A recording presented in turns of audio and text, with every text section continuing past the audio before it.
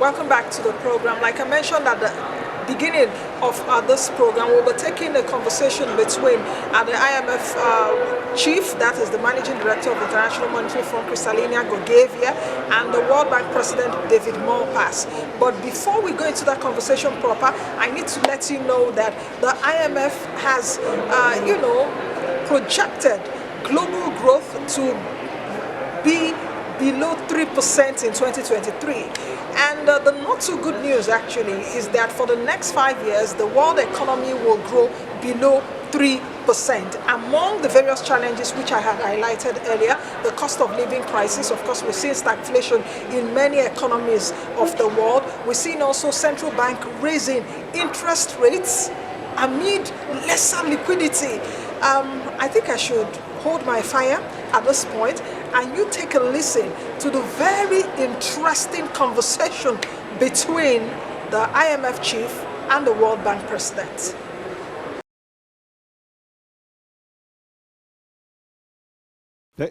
Thank you very much. Hello, everyone, and welcome. We are starting off the week of meetings of the World Bank IMF meetings, the IMF World Bank spring meetings, with a big agenda. We want to talk about the world economy, about the debt problems facing developing countries. But the overall theme is how do we get better outcomes for people around the world, and especially for people that are on the lower end of the income scale, people in developing countries and people in middle income countries and advanced economies that are suffering from lower incomes and from the costs of climate change for instance. And so that's the thrust of the spring meetings. And I wonder, Kristalina, IMF does a lot of look at the global economic outlook. We are worried about the slowness of growth now and the prospect that it might stay slow. What do you think, and what are the big challenges? Well, David, let me first thank you for honoring this tradition for us to start the meetings week together.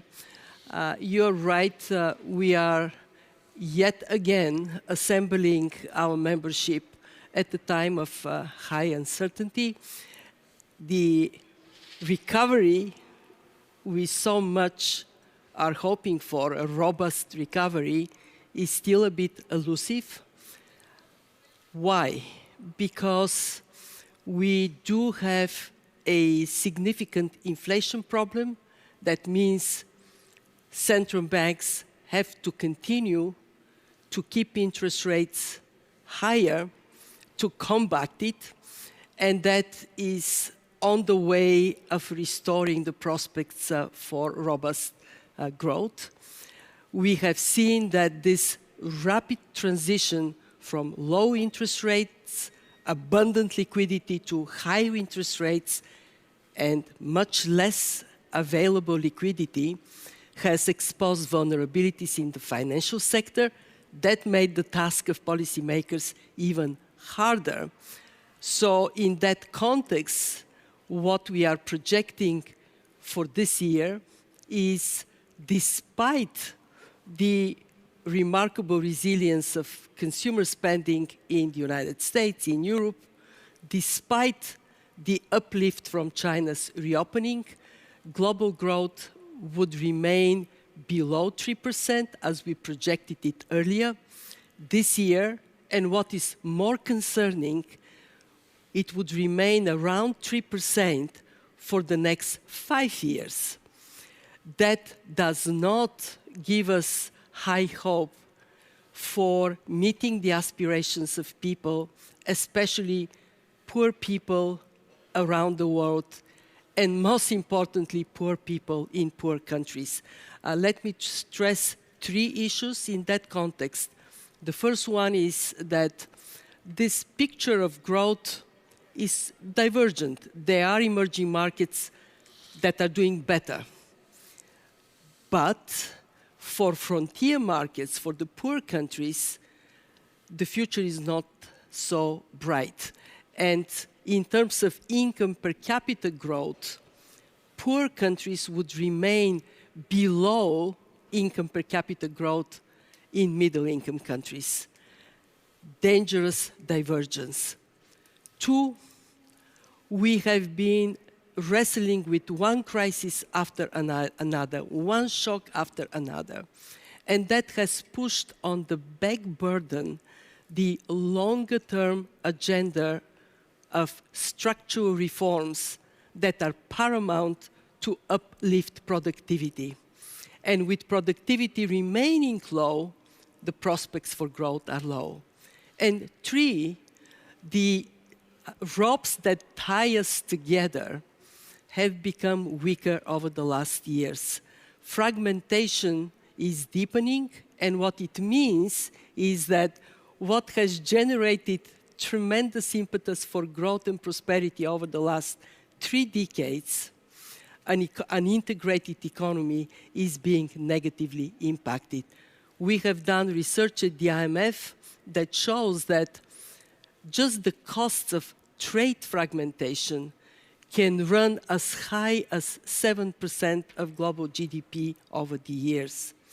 So these meetings are an opportunity for us not only to talk about the immediate priorities of restoring price stability and safeguarding financial stability, but also about the longer-term prospects of growth and how prosperity can be an achievable objective for the lower-income countries. Which takes me to you. How do you see that? Exactly right. And so as we look at it, the elements of growth into the future, it's important that there be more investment in small businesses, in new businesses, and that means a flow of capital. And a worry that we have for developing countries is the capital inflow. The capital flow right now is out of developing countries. So for many of the developing countries, it looks like they're in a phase of decapitalization rather than recapitalization. That goes with your point that instead of having convergence, meaning people with lower incomes growing faster than people with higher incomes. So convergence toward a higher level, that's not happening right now. It's actually a divergence, and that's gravely concerning. That means inequality, that means fragility for countries, and we see more countries falling into fragility. One of the concerns with the with high prices now, high prices are being applied to food and fertilizer, and a concern for the poorest around the world is the farmers are not able to plant, or and if they don't get fertilizer, often they won't plant for the crop cycle because they know that their yields will be too low. And so an urgent need, and we've worked on this over the last 6 months, but it's still has room to come together, is that the fertilizer resources go to the people that can pay the most, and that means those farmers are providing the global crop supplies. And so that's a challenge. Right now, for example, wheat supplies globally are at a low level. China has substantial stockpiles, but most of the other countries have drawn down their stockpiles, and so that points to a period of strain on global food supplies. I wanted to pick up on your point about the trade fragmentation. So as we think about that, trade is vital to productivity within the world. People swapping goods in their village, within their country, and across borders is a way to add value, to create more productivity. And to the extent that that breaks down into regional blocks or protectionist blocks, that's a concern. And right now, that's the direction of travel for the world. As it looks to stop the globalization and to reverse it, the risk is that it will come out with unproductive structures, and that also will weigh on world growth. And I guess I'll finish on your opening point that just the move from very low interest rates, I think artificially low interest rates, and the capital allocation that went with it, meaning investors all over the world were making decisions based on the idea that it was 0% interest rates for a long period of time, low for long, and that misallocated the capital. So to bring that back to productive uses is really hard. If you say, well, we're going to keep the interest rates at current levels or go to a more normal levels of interest rates, that means losses for banks that had a duration mismatch, as we saw with Silicon Valley Bank. And so there's losses being allocated by the world system now, but we should keep in mind, if you just lower the interest rates back down, it won't solve the problem. What that means is that people will suffer from inflation. The dollar weakens, the inflation rate goes back up, and that hurts the poor the most. So I think there has to be a goal of finding a low inflation environment and dollar stability for the future. Very much agree with that. Central banks do have a preoccupation to bring inflation down. And it is paramount because without price stability, there is no sound foundation for investments and for growth. Their job has become more complicated because of the exposure of vulnerabilities in the financial sector. That means attention has to be paid to financial stability. Fortunately, they have different tools they can apply to deal with these two different problems. They can fight inflation by keeping interest rates higher for longer, and they can provide targeted liquidity should there be a need to bring down risks to financial stability. What we have seen is a remarkable, rapid and effective intervention by policymakers, primarily central banks, but not only. Financial authorities, supervisory authorities, regulatory authorities. Once there was a problem exposed, they acted swiftly. And this is very different to what happened during the global financial crisis. So there is something to celebrate. We learned a lesson, we act on it. However, when we look into the future, the problem that you outlined, allocation of capital, it has to be recognized that without the confidence that productivity is going to go up, how does it go up? It goes up when there is effective investment in education, skills development, adaptability to changing labor market needs.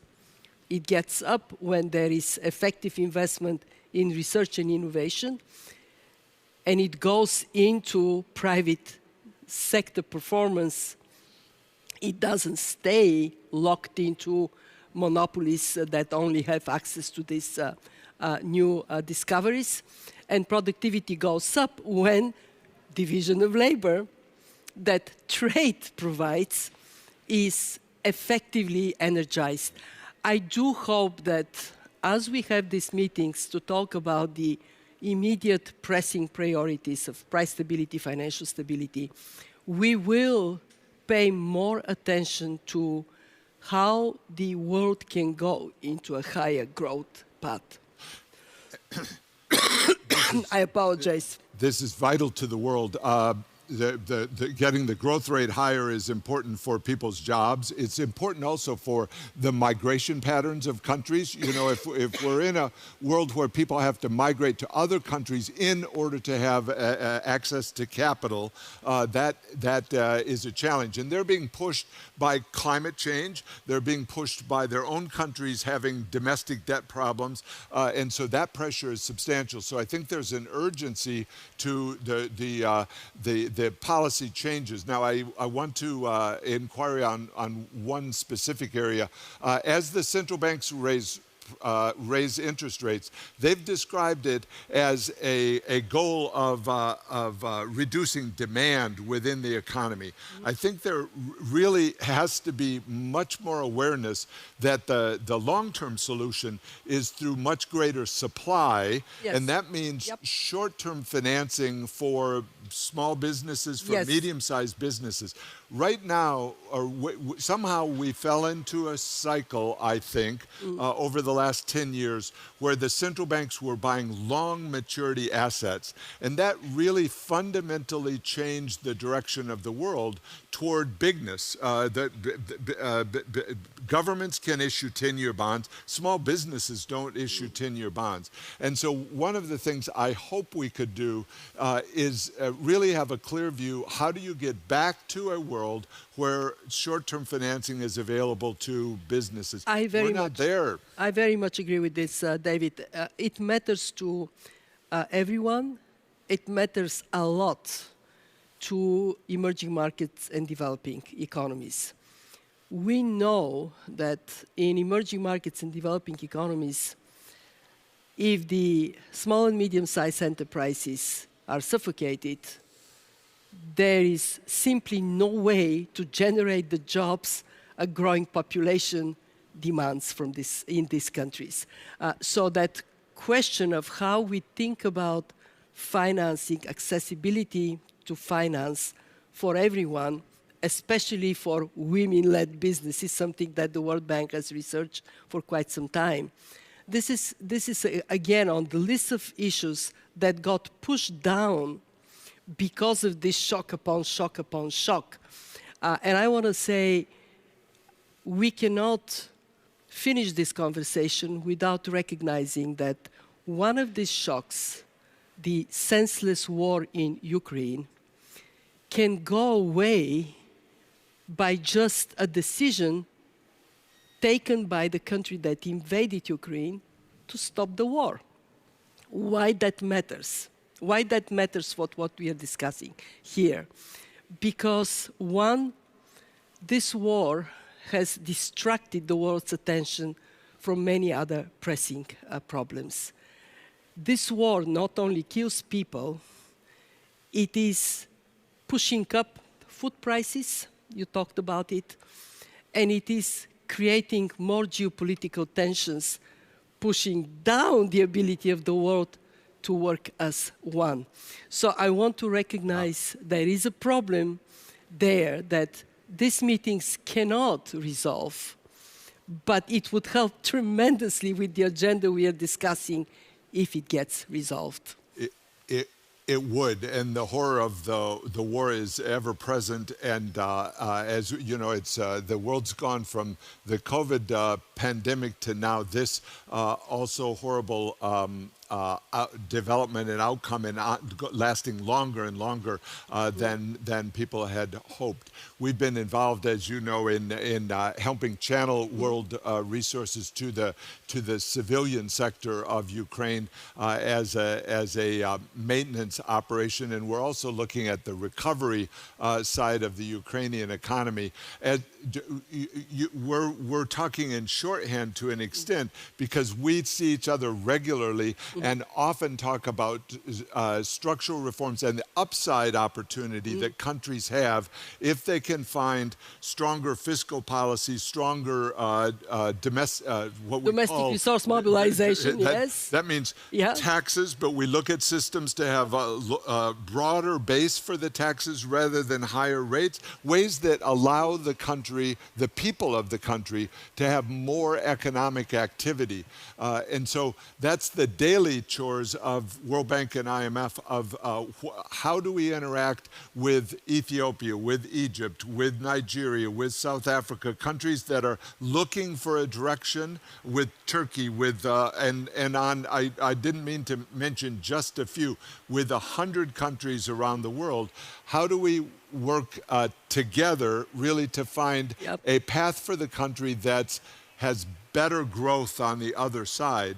And the challenge is the burdens keep adding up. The burden of debt, the burden of climate costs, the burden of the higher food prices, all of those add up substantially. So we're at a bit of a liquidity crunch for the poorer countries, and also this longer-term problem of where do you get growth. We know where it comes from, productivity from new investment, but the stars aren't aligned right now to achieve that. Well, this is why it is good that twice a year we can all get together and then concentrate on what we can do by better coordination of our members and, of course, of our institutions. I want to bring an element of positivism in this discussion. Yes, it is a very difficult time. But if we look back in what we have achieved over the last 3 years, 3.5 years, it is a lot, David. One, we have managed to come together very early when the COVID hit. And collectively, the members themselves taking the appropriate policy actions and our institutions financing those that had no access to other sources of financing. That managed to bring the impact of COVID economically much further down than it would have been otherwise. I remember our first assessment of the risks of the COVID crisis was 10% contraction of the world economy. Didn't happen. 3.1 is not nothing, but it is far from 10% contraction. I remember you and I discussing how we can coordinate actions on financial terms, how we go together. Our very first loan was to Kyrgyzstan, Kyrgyz Republic, 1 week after WHO announced the COVID pandemic. Since then, we have financed 96 countries. Never in the history of the IMF we have done so much for so many, and we have done that together with you. We have recognized debt as a problem. I want to give you the credit for being such a strong voice, including your latest blog, on behalf of countries that find themselves crushed by the burden of debt. We have called for the debt service suspension initiative, and now we are in these meetings, David, and I'm so very pleased we can tell our audience we are not letting our guard down on this issue. We are going to have the Global Sovereign Debt Roundtable, bringing for the first time all creditors, traditional, new, public, private, with the debtor countries and with us, the key institutions, so we can sit around the table and find solutions to what otherwise can be devastating for countries. So we have done things together that would have been much less effective if we didn't have that platform. To everybody coming to the meetings, roll your sleeves. Let's continue in that spirit of getting things done. And since this is the last time I have this pleasure of sitting with you at the start of the meetings, David, what is your hope for the future? What do you see on the horizon for our institutions? What is the wisdom you would like to pass to all who are watching and, of course, to the grateful me? That's awfully nice, and I pick up the word wisdom, so I don't know if I can achieve that, but I'm going to share a little bit. I'm going to go from the small to the large. 4 years ago yesterday, I walked into the atrium here as president of the World Bank, and you were a mainstay of global development, then at the World Bank, now at the IMF. And one of our one of our challenges was to try to find breakthroughs in countries. That was my hope. You know, we always had the vision of how do we get better outcomes for people in developing countries, but then we recognized that a way to do that was to have individual breakthroughs or regional breakthroughs, some new insight, whether it be in the area of currencies or of fiscal policy or of trade policy or of infrastructure development. So I'm still working to get breakthroughs. One of the ones we worked on early was Ethiopia. We saw that the dual exchange rate, they have an official exchange rate which is available to the few and a parallel market exchange rate that is very expensive for the rest within the country, and it has not worked very well. I went to Ethiopia early on in May of 2019. You went, I think, in August of 2019, and we will again be tackling that in the Debt Roundtable and in our meetings this week to see if there can be a breakthrough, because the number of people's lives that are at stake is huge. I don't know, I didn't look up, but Ethiopia may have 120 million people. It's a large number and growing, and so creating a better future for them is both a macro challenge and then a micro challenge. Letting more imports and exports flow in and out through better systems is going to be vital for their growth and getting their living standards higher. So I wanted to start on, you know, a lot of what we've done over these my 4 years it has been on specific countries and regions. How do you solve problems in various parts of the world? But then that has confronted this giant macro overlay of the world of COVID, slow growth, rising interest rates, and the Russia's invasion of Ukraine. All of that conspiring in a way to give not enough money for any of the goals that we have for people in developing countries. So I feel good about, you know, it's been a very busy 4 years, and prior to that at the U.S. Treasury, working on similar issues at a very rapid pace. So I feel good about that, very good about the World Bank group, all of our entities, but also worried, I guess I'll say, frankly, about prospects for people in developing countries. There's not a good avenue. I like your point of optimism. We have technology, we have institutions that care, we have there's enough money in the world, there's enough capital in the world to make it work. But my concern is it's all absorbed into a small group, and it's not working right now, and it takes some fundamental changes in order to make it work. It's been a pleasure working with you through these 4 years. I'm very confident that solutions will be found. It is a matter of will, and then you find a way. I always remember in the context of these conversations when we have a very steep mountain to climb, what Nelson Mandela once said: impossible until it is done. And I really look forward to engaging with our membership during this week, David, engaging with you, with our partners at the World Bank.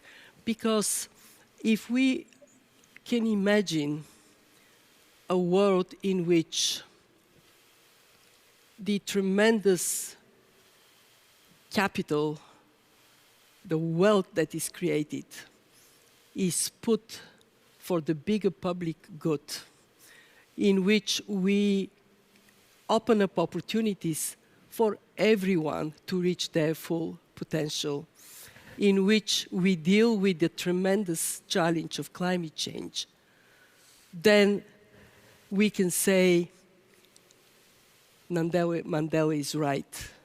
All of these things that we discussed that are so difficult, impossible until they're done. The great theme for our challenging week ahead.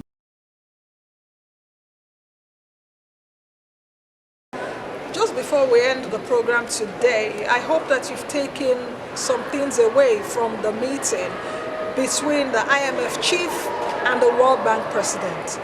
That conversation was very crucial. And why was it crucial? To take us through the theme of this week-long spring meeting and what the two global shapers really think about the world economy. You will know that the IMF and the World Bank are the Bretton Woods institutions, and these two institutions really lend a support or give a lending hand, so to speak, to economies that are struggling. Nigeria is also part of it. You know that we've gotten a special drawing rights from the IMF and also facilities from the World Bank to help beef our budget, for instance, to help us in certain key projects. But some of the key takeaways which I took off from that conversation, three things which also the IMF chief did talk about. We have a dangerous divergent picture of growth between the frontier economies and the emerging economies. Secondly, our world, the global economy, is wrestling with a lot of challenges, and it's for us right now to begin to fix it so that we can prosper and our recovery can be faster than it is right now. Thirdly, like what Kristalina Georgieva did say, that the rope that is tying us together is becoming weakened. A once integrated economy is now being impacted by various challenges. We are seeing the rope tying all of us together, weakening, and weakening by the day. That's the much we can take on today's edition of the program. Moneyline with Nancy. It is still from Washington, D.C. It's actually a good weather, but when I'm talking good weather, it's cold. It's not like Nigeria. I will see you all again tomorrow, where we will be giving you back-to-back. You know, we'll be giving you what's happening here back-to-back. Don't be tired of me this few days, because you've been getting to see me here, where we are with the global shapers, both private sector, government, and I must say that Nigerian representatives are also here. The Minister of Finance as well, that's Zainab Ahmed, as well as the Governor of the Central Bank of Nigeria, Godwin Emefiele, some directors of the Central Bank, as well as the Deputy Governor, Monetary Policy Directorate of the Central Bank of Nigeria. It's a wrap. Be the best you can be, be the change that you want to see. I am Nancy Naji. Bye for now.